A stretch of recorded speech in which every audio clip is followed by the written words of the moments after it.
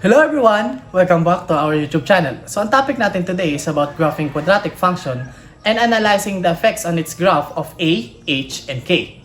Bago tayo mag-start, don't forget to subscribe and hit the notification bell icon para updated kayo sa mga videos na ina-upload ko. Again, this is Sir Chad, your math and mentor. Huwag na nating patagalin, let's begin!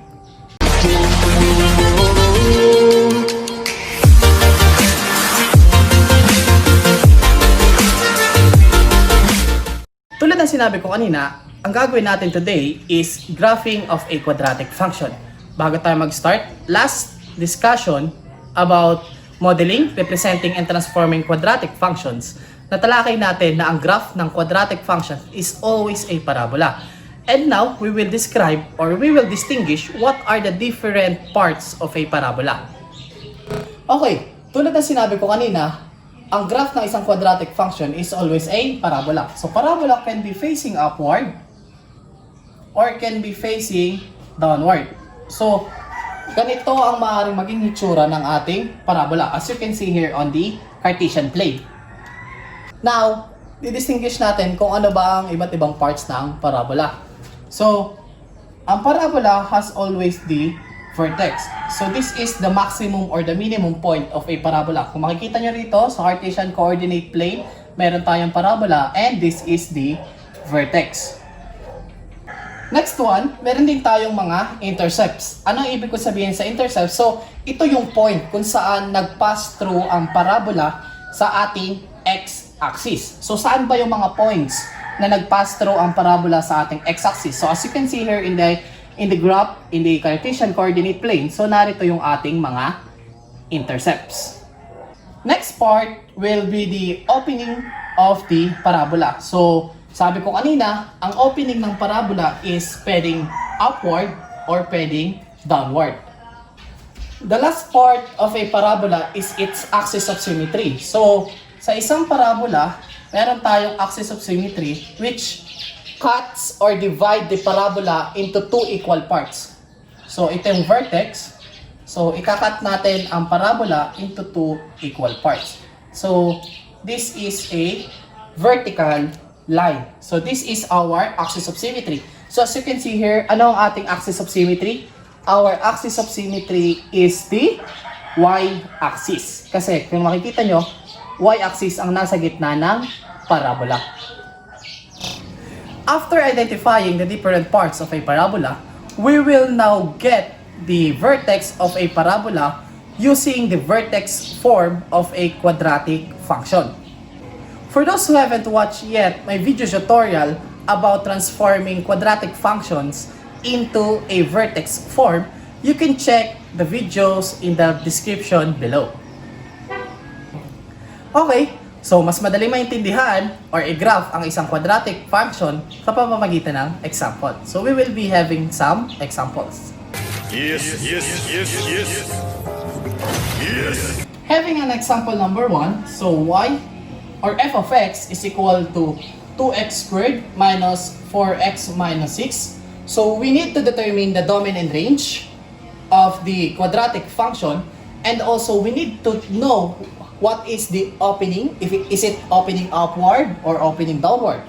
We need also to determine what is the vertex and also the axis symmetry and the x and y intercepts of this quadratic function. So how will we determine that? We need to convert this quadratic function into a vertex form. So first one, you must need to group all of the terms which has x. So magsama-samahin lahat ng may x. 2x squared and 4x, of course, minus 6. As you can see here, 2x squared and 4x are both factorable by 2. So, labas natin si 2. 2x squared divided by 2 is x squared. Negative 4x divided by 2 is negative 2x. And we will need to have a completing the square in this binomial. So, plus blank minus 6, this is the term, and then minus blank. Tandaan natin na kung ano ang pinilas dito, idadagdag or ima-minus dito sa labas ng parenthesis. But take note, meron tayong 2 sa labas. So, hindi natin basta-basta ipa-plus or ima-minus dito sa labas yung ating nilagay dito. ang una natin kailangan gawin, i-multiply muna natin siya dito sa 2. For example, ano ang gagawin natin para maging perfect square trinomial itong term na to? We need to have C is equal to B over 2 quantity squared. What is the B? So B on this equation is negative 2 divided by 2 squared. What is negative 2 divided by 2? So it is negative 1 squared, which is 1. Therefore, what we will write here is positive 1. So, isusulat din ba natin dito yung 1? Hindi pa. Tulad ng sinabi ko kanina, i-multiply muna natin siya dito sa nasa labas ng parenthesis. And 2 times 1 is 2. Okay. So, after that, completing the square, so meron na tayong perfect square trinomial. And paano natin siya ipa-factor? So, we just need the square root of the first term. So, square root of x squared is x. Square root of the last term, square root of 1 is 1. And then, copy the sign of the middle term, which is negative. And then, it will be squared. Negative 6 minus 2 is negative 8. Therefore, this will be our vertex form. This vertex form is what we get from the quadratic function. So, after nating makuha ang vertex form, makukuha na natin ang vertex ng given equation. Paano? Kasi ang standard form or ang vertex form is given as always as y is equal to a times x minus h quantity squared plus k. And vertex of any parabola is given as h and k. So from this equation, makukuha na natin yung h and k. So ano ang h and k dito? So ang h dito is it negative 1 or 1? So, makikita nyo rito, negative na to. So, ibig sabihin, h lang kukunin natin. So, ang h is 1. And then, so, ano naman yung k? So, ang k is, as you can see here, it is negative 8. Therefore, the vertex of the given quadratic function is 1, negative 8. Next, we will get the intercepts ng quadratic function. Titignan natin kung nag-pass through ba siya sa x-axis and nag-pass through ba siya sa y-axis. So, paano gagawin? So, for us to find the x-intercept, so we just need to let y is equal to 0. Laging ganyan ang situation kapag naghahanap tayo ng x-intercept.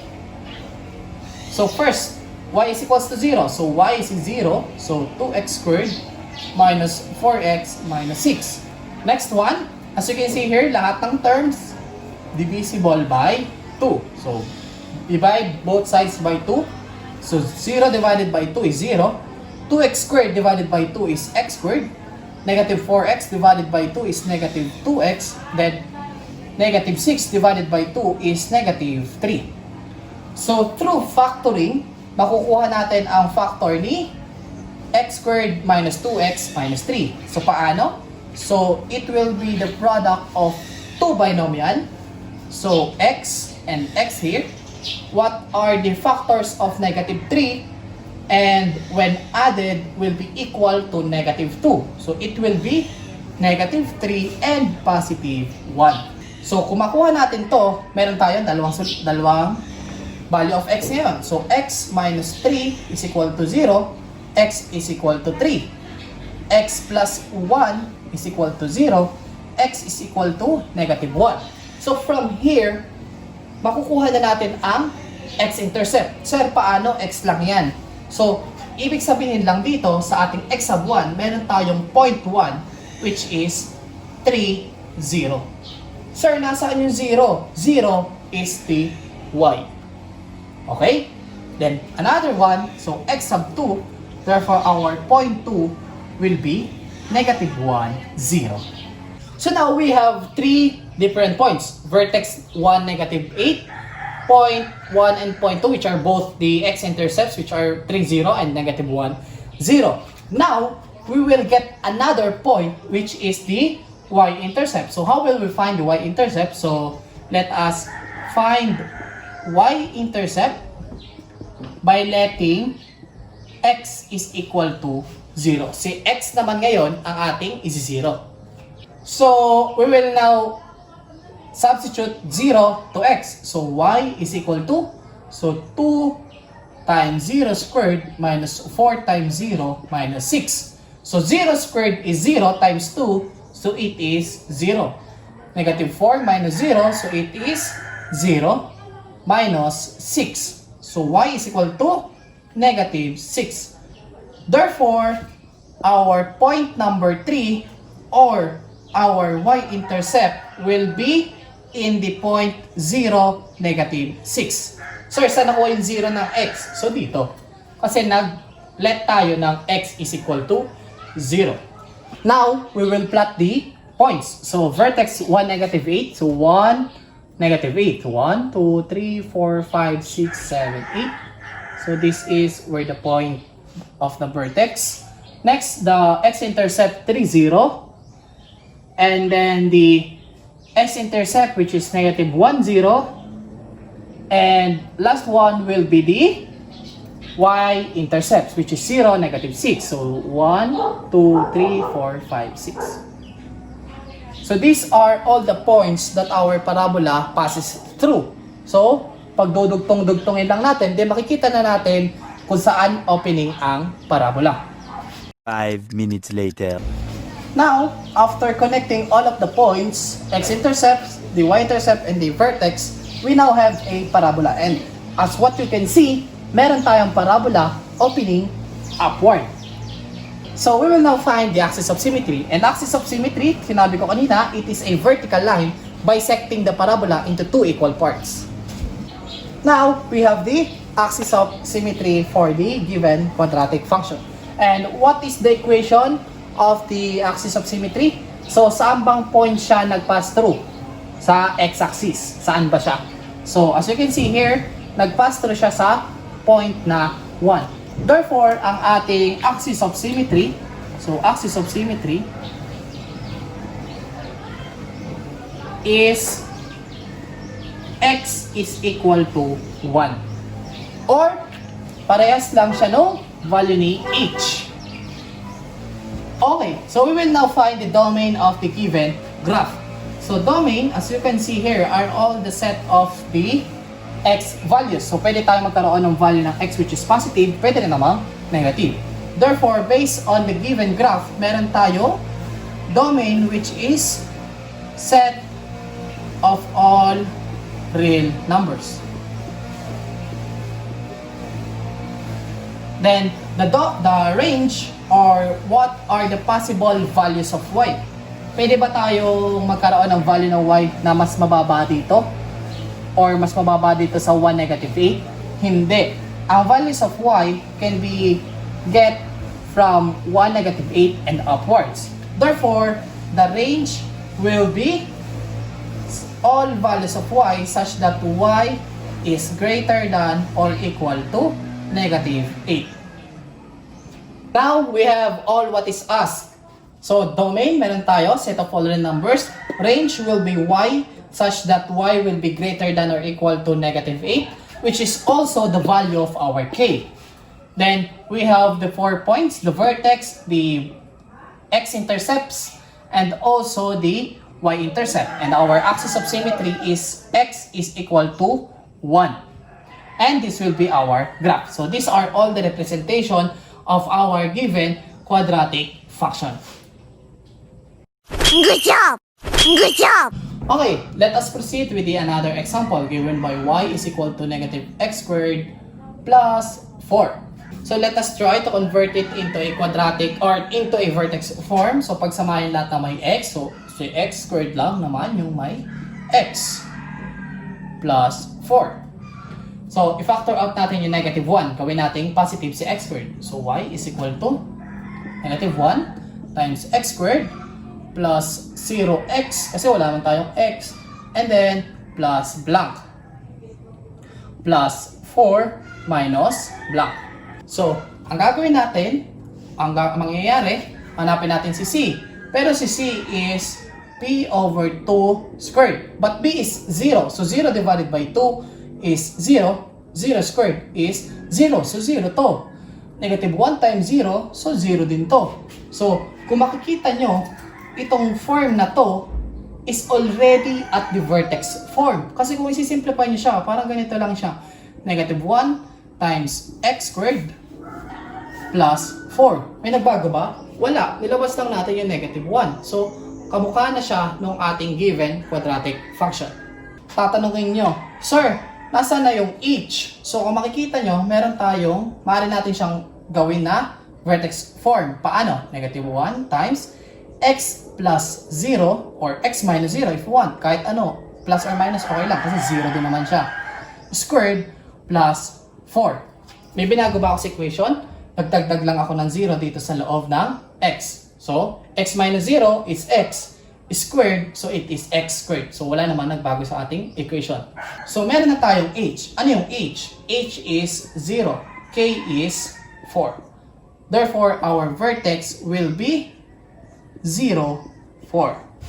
There are also some formula that we can use to directly get the vertex of a given quadratic function without converting it into a vertex form. So, paano? Meron tayong formula h is equal to negative b over 2a, and also we have k which is equal to 4ac minus b squared all over 4a. Saan natin kukunin si a, b, and c? So, dito sa equation. So, kung makikita nyo, meron ba tayong b? Meron ba tayong x lang? Hindi x squared x lang. Meron ba? Wala. Therefore, our b is 0. 2 times a, which is negative 1. So, 0 divided by negative 2 is of course equal to 0. So, as you can see here, pares lang siya ng ating h doon sa ating vertex. Next one.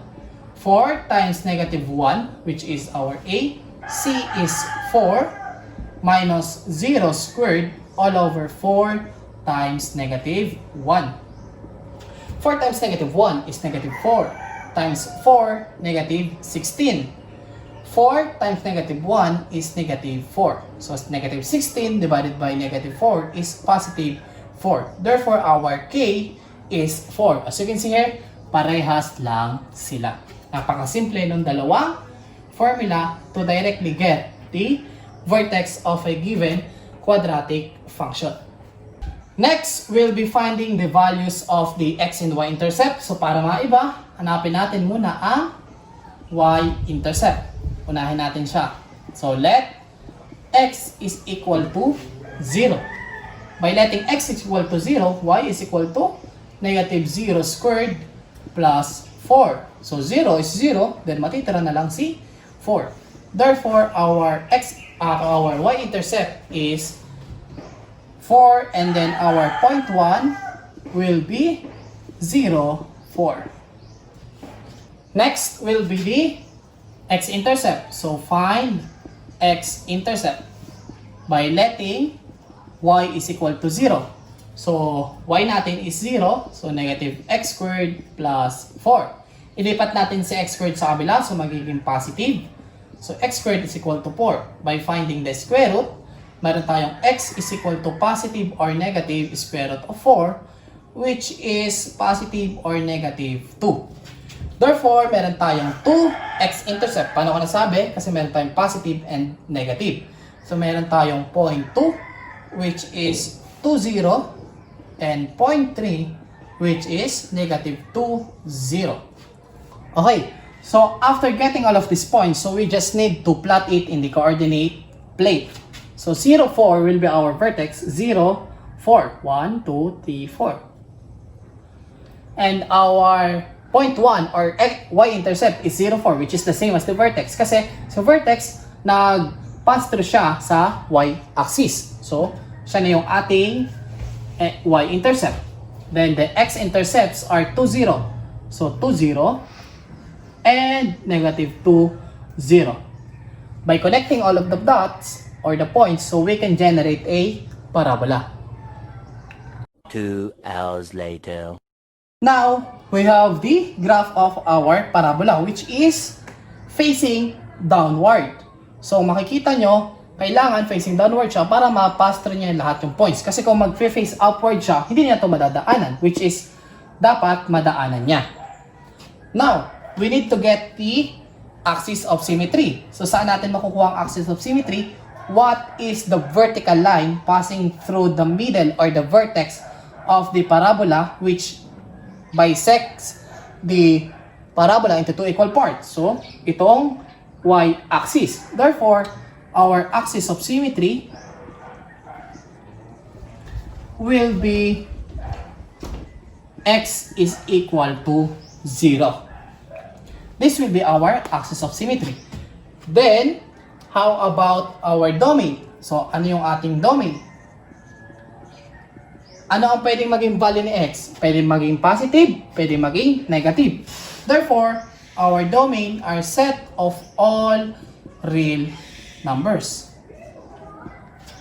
And our range, so, ano yung ating range? So, ang ating range will be, pwede ba siyang greater than 4? Hindi, kasi ang ating parabola is pababa. Therefore, ang ating range will be set of values of y such that y must be less than or equal to 4. Pwedeng 2, pwedeng 3, pwedeng 2, pwedeng 1, but hindi pwedeng maging 5. Wow! Okay, so isummarize lang natin yung mga na-discuss natin kanina. So standard form of a quadratic function is always given as y is equal to ax squared plus bx plus c, where we can directly get the vertex of the parabola by getting the h and the k using the formula negative b over 2a, and for the k, it will be 4ac minus b squared all over 4a.